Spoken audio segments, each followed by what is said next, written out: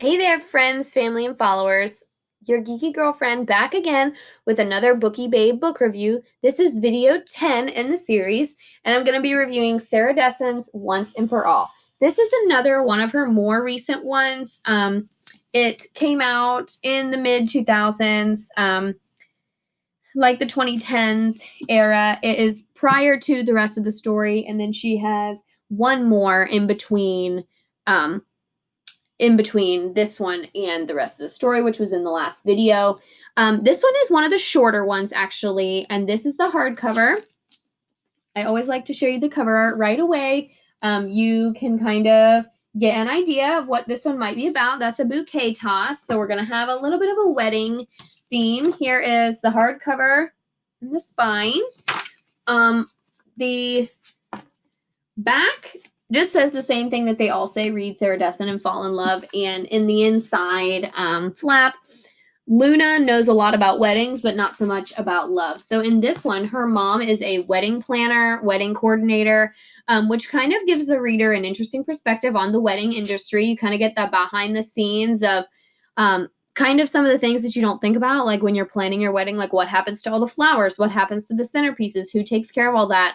And there's a whole business and a whole industry that deals with weddings and making sure everybody's happily ever after happens the way that we want it to. And so her mom is a wedding planner, a wedding coordinator, a very popular one. And so she herself kind of works for the company and has been to a lot of weddings.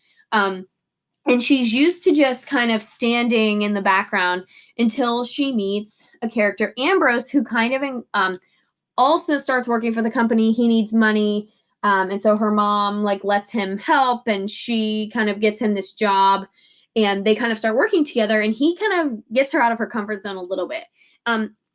Now Luna is the main character, and she kind of suffers a tragic loss of love at a young age. She's high school, and she suffers a tragic loss. She has this boyfriend that she really, really cares about, and then there's a tragic accident, and that relationship kind of ends shorter than she expected, and she has a hard time opening herself up again. And so it's refreshing to see how she evolves and how she works through that and how she moves on. It's a good novel about dealing with grief. And she has a few, almost all of her books actually deal with some sort of grief. And so I love that about her too, that it helps readers kind of develop strategies, and you kind of see the characters become resilient and define who they are through their grief. And so this one was interesting. This one is good. I haven't read this one recently. Rest of the story was a lot more recent for me. I read this one as soon as it came out. I went out and bought it and read it pretty much as soon as it came out. But I remember enjoying it. Still not my favorite of all time. So I'm going to give this one a 7 out of 10 as well. And I would rate it the same as I did in terms of younger readers. This one is a bit more appropriate than rest of the story, and it definitely is not the most adult that she's written. So this one is more appropriate for the younger audiences, like early high school age. But again, not my absolute favorite. Still a really good book. I love what she does with the characters in terms of their grief and getting them together in the development. And Ambrose as a character is really complex, and I like that. So a solid book. Not my favorite that she's written. We'll get to that one in later videos, but still, I highly recommend you check it out. Sarah Dessen, Once and For All. She's still my favorite author of all time, and I hope that you guys pick that one up and enjoy it. Again, most of her books can be found at Books A Million, Barnes and Noble, Amazon. Target and Walmart won't have them unless they're like a new release.